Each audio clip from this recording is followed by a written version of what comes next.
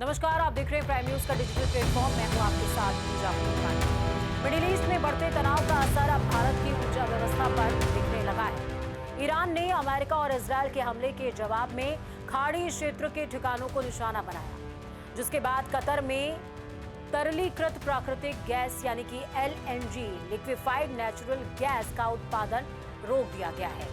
Qatar दुनिया के सबसे बड़े LNG उत्पादकों में से एक है और भारत उसकी गैस का बड़ा खरीदार है।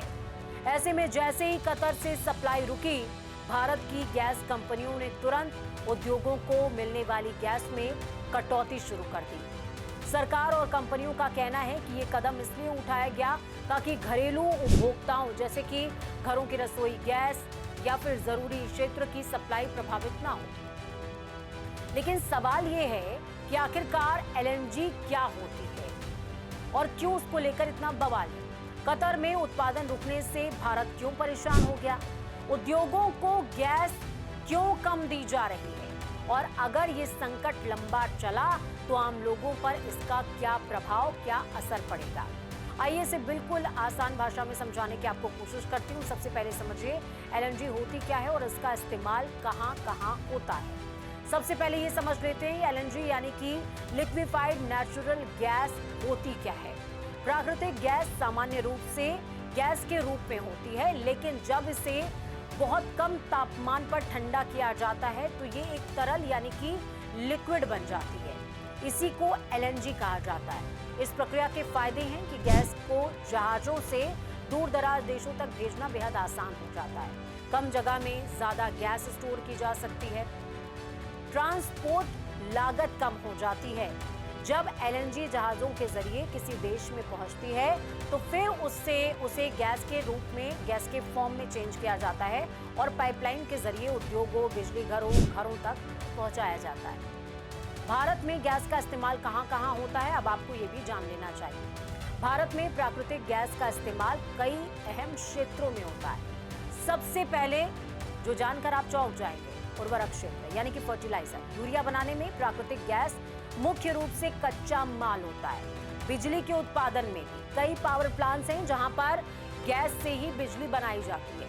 उद्योग जैसे कि स्टील, सेरेमिक, ग्लास, केमिकल और भी कई फैक्ट्रीज हैं जो कि गैस का इस्तेमाल करती हैं। शहरों को गैस की सप्लाई दी जाती है। पाइप से मिलने वाली रसोई गैस जैसे कि PNG, CNG गाड़ियों के लिए, इसका जो सप्लाई है वो सब कुछ LNG से होता है। सिर्फ उद्योगों की समस्या नहीं है, बल्कि पूरे आर्थिक तंत्र को LNG की सप्लाई प्रभावित कर सकती है। भारत LNG के लिए किन किन देशों पर निर्भर है, अब ये भी समझ लीजिए। भारत दुनिया का चौथा सबसे बड़ा LNG आयातक है, यानी कि खरीदार है। देश अपनी जरूरत का एक बड़ा हिस्सा विदेशों से मंगाता है। मुख्य सप्लायर देश है Qatar, Australia, America, Russia, Oman, संयुक्त अरब अमीरात। इनमें कतर भारत का सबसे बड़ा सप्लायर है। भारत हर साल बड़ी तादाद में LNG कतर से खरीदता है। कई कंपनियों के साथ साथ कतर के लंबे समय के समझौते भी हैं। कतर का भारत के लिए महत्व बहुत ज्यादा है। कतर की गैस भारत के लिए इसलिए भी खास है क्योंकि कतर की गैस अपेक्षाकृत सस्ती होती है। लंबे समय के कॉन्ट्रैक्ट होते हैं, सप्लाई इसकी स्थिर रहती है और भारत की कंपनियां जैसे कि अगर हम बात करें पेट्रोनेट LNG की, गेल की, ये सब गैस की कंपनियां हैं। इंडियन ऑयल की भी बात कर लीजिए। कतर के साथ लंबे समय के समझौते इन्होंने कर रखे हैं और यही वजह है कि अगर कतर में उत्पादन रुकता है तो भारत पर इसका असर डायरेक्ट पड़ेगा, तुरंत पड़ेगा। इधर सप्लाई रुकी, इधर असर पड़ा। ईरान के हमलों से संकट कैसे पैदा हुआ है, अब आपको ये भी जान लेना चाहिए। मिडिल ईस्ट में हाल ही की बात करें तो तनाव तेजी से बढ़ा। अमेरिका और इजरायल ने ईरान के ठिकानों पर हमले करने शुरू कर दिए। इसके जवाब में ईरान ने अमेरिका और इजरायल को टारगेट नहीं किया, खाड़ी क्षेत्र के ठिकानों और सैन्य बेसिस पर निशाना बनाया और इन हमलों की वजह से कई ऊर्जा परियोजनाएं खतरे में आ गई। कतर ने सुरक्षा कारणों से LNG उत्पादन अस्थायी रूप से रोक दिया है। इसके अलावा एक और बड़ी समस्या सामने आई है। क्या है वो समस्या, समझनी चाहिए आपको। होर्मुज़ जलडमरू मध्य, ये क्यों इम्पोर्टेंट है, अहम है। दुनिया के तेल और गैस व्यापार में होर्मुज़ जलडमरू मध्य बहुत ज्यादा महत्वपूर्ण है। ये एक समुद्री रास्ता है जिससे होकर खाड़ी देशों का तेल LNG के जहाज के जरिए दुनिया के अलग अलग हिस्सों में पहुंचता है, जाता है। अगर इस रास्ते पर तनाव बढ़ा तो जहाजों का आना जाना रुक जाएगा, मुश्किल हो जाएगा, ये बट ऑब्वियस बात है। ईरान और पश्चिम देशों के बीच में तनाव बढ़ने के बाद जहाजों की आवाजाही धीमी हो गई है, बीमा लागत बढ़ गई है, माल भाड़ा महंगा हो गया है और इसका सीधा असर ऊर्जा कीमतों पर पड़ता है। भारत में गैस कंपनियों ने सप्लाई घटा दी है। कतर से सप्लाई कम होने की आशंका के बाद मार्केट स्क्वीज कर रहा है। भारत की गैस कंपनियों ने एहतियातन उद्योगों को गैस की सप्लाई कम कर दी है। सूत्रों के मुताबिक ये कटौती 10% से 30% तक की गई और इसका जो उद्देश्य है कि जो घरेलू उत्पाद है, यानी कि हम और आप जो घरेलू उत्पाद का इस्तेमाल करते हैं, घरेलू गैसेस का इस्तेमाल करते हैं, वो जारी रहे। जरूरी सेक्टर को प्राथमिकता दी जाए, अनुबंध की शर्तों का उल्लंघन होने से बचा जाए, क्योंकि अगर कंपनियां तय मात्रा नहीं उठाती तो उन्हें जुर्माना भी भरना पड़ सकता है। किन कंपनियों ने कटौती की सूचना दी है, ये आपको समझना चाहिए। भारत की प्रमुख गैस कंपनियों ने ग्राहकों को कटौती की जानकारी दी है। इनमें सबसे ज्यादा जो शामिल है वो है गेल, इंडियन ऑयल कॉरपोरेशन और पेट्रोनेट LNG। इन कंपनियों ने उद्योगों को नोटिस देकर बताया कि गैस सप्लाई सीमित की जा रही है। उद्योगों पर इसका असर पड़ रहा है। गैस की सप्लाई कम होने का सबसे ज्यादा असर उद्योगों पर ही पड़ता है। फर्टिलाइजर सेक्टर, यूरिया बनाने में गैस का इस्तेमाल होता है, इस सेक्टर पर भी पड़ता है और अगर गैस महंगी होगी तो यूरिया उत्पादन महंगा हो जाएगा, सरकार की सब्सिडी बढ़ जाएगी। रिपोर्ट के मुताबिक अगर LNG की कीमत 20% बढ़ती है तो यूरिया सब्सिडी का बोझ 1.71 लाख करोड़ रुपए तक पहुंच सकता है। बिजली उत्पादन, भारत में कई गैस आधारित बिजली घर हैं। अगर गैस महंगी हुई तो बिजली उत्पादन महंगा हो जाएगा, बिजली दरें बढ़ जाएंगी, छोटे उद्योग प्रभावित होंगे जिसमें सिरेमिक, टाइल्स, ग्लास, कई छोटे उद्योग हैं जो कि गैस पर ही डिपेंड करते हैं।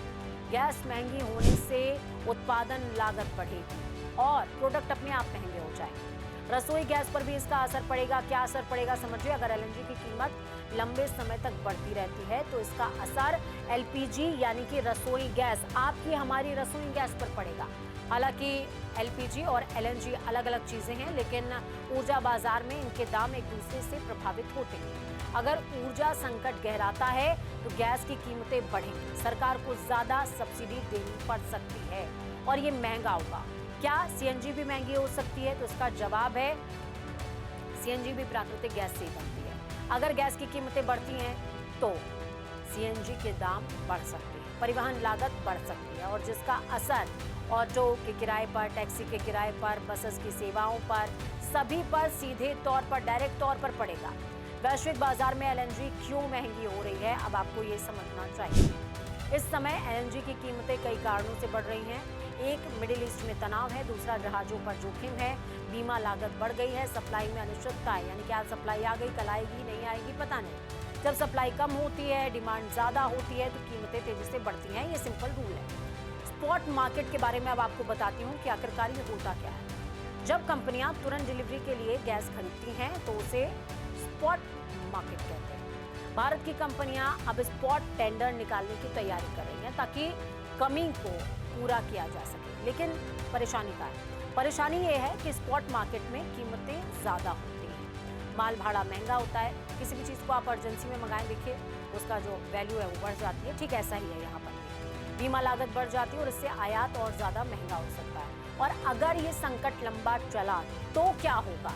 अगर मिडिल ईस्ट में तनाव जल्दी खत्म नहीं होता है तो कई बड़े असर देखने को मिल सकते हैं, जिसमें ऊर्जा कीमतों में उछाल की बात करें, बिजली महंगी होने की बात करें, उर्वरक महंगे होने की बात करें और उद्योगों की लागत बढ़ने की बात की जाए, महंगाई बढ़ने की बात की जाए, सब कुछ इंटरकनेक्टेड है। आम आदमी की जेब पर, हमारी आपकी जेब पर सीधा असर पड़ेगा।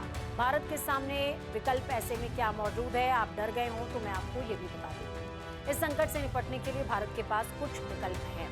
जैसे भारत शिफ्ट कर सकता है दूसरे देशों से LNG खरीदना, जैसे कि अमेरिका, ऑस्ट्रेलिया, रशिया। इसके अलावा घरेलू गैस उत्पादन बढ़ाना। भारत अपनी जो गैस सप्लाई है उस क्षमता को बढ़ाने की कोशिश कर सकता है और कर रहा भी है। नवीनीकरण ऊर्जा, जैसे कि सोलर पैनल लगाने के लिए सरकार कहती है, पवन ऊर्जा को बढ़ाया जा सकता है और गैस पर निर्भरता को कम किया जा सकता है। इसी वजह से कहती है सरकार कि आप सोलर पैनल लगाइए। ऊर्जा भंडारण, देश रणनीतिक ऊर्जा भंडारण बढ़ाने पर विचार कर रहा है। क्या भारत को पहले भी ऐसे संकट का सामना करना पड़ा है? आपके जहन में सवाल ये होगा कि अरे भाई, ये तो बहुत बम्बार्डमेंट वाली सिचुएशन आ गई। लेकिन नहीं, भारत पहले भी इस तरह की सिचुएशंस टैकल कर चुका है। इससे पहले भी वैश्विक संकटों का असर भारत की ऊर्जा व्यवस्था पर पड़ा, जैसे कि रशिया यूक्रेन युद्ध जब हो रहा था और कोविड के बाद ऊर्जा संकट पैदा हुआ। 2019 का खाड़ी तनाव भी आपको याद होगा। इन घटनाओं के दौरान भी तेल और गैस की कीमतों में इजाफा हुआ था। अब आगे क्या हो सकता है? फिलहाल स्थिति इस बात पर निर्भर करेगी कि मिडिल ईस्ट में तनाव कितना बढ़ता है। कतर कब उत्पादन फिर से शुरू करता है? होर्मुज जलडमरू मार्ग मध्य सुरक्षित रहता है या फिर नहीं? अगर हालात जल्दी सामान्य नहीं होते या हो जाते हैं तो सप्लाई बहाल हो सकती है। लेकिन अगर संघर्ष बढ़ता है तो ऊर्जा बाजार में बढ़ी हुई उथल पुथल देखने को मिल सकती है और इसका नतीजा बहुत बुरा होगा। मिडिल ईस्ट में बढ़ते तनाव ने एक बार फिर से ये दिखा दिया है कि वैश्विक राजनीति का असर सीधे आम लोगों की जिंदगी पर पड़ सकता है। ईरान और अमेरिका के टकराव की वजह से कतर में एलएनजी उत्पादन रुकना सिर्फ एक क्षेत्रीय घटना नहीं है, बल्कि इसका असर भारत जैसे देशों की ऊर्जा सुरक्षा पर भी पड़ता है। भारत फिलहाल उद्योगों को गैस सप्लाई घटाकर घरेलू उपभोक्ताओं को प्राथमिकता दे रहा है, उनकी जरूरतों को प्राथमिकता दे रहा है, सुरक्षित रखने की कोशिश कर रहा है। लेकिन अगर ये संकट लंबा चला तो गैस महंगी हो जाएगी, बिजली महंगी हो जाएगी, उर्वरक महंगे हो जाएंगे, उद्योगों की लागत बढ़ जाएगी और आखिर में महंगाई बढ़ेगी। यानी मिडिल ईस्ट का तनाव अब भारत की अर्थव्यवस्था और आम आदमी की जेब, हमारी आपकी जेब तक पहुंच सकता है और ये बहुत मुश्किल भरा दौर हो सकता है, जिसके लिए आपको तैयार रहना चाहिए। फिलहाल आज के इस एक्सप्लेनर में इतना ही। डरने की जरूरत नहीं है, तैयारी करने की जरूरत है। डरे तो हम कोविड से भी नहीं थे, क्योंकि हम तैयार थे। फिलहाल आज के इस एक्सप्लेनर में इतना ही। मुझे दीजिए इजाजत। मैं पूजा मोहन पांडे आज के लिए साइन इन।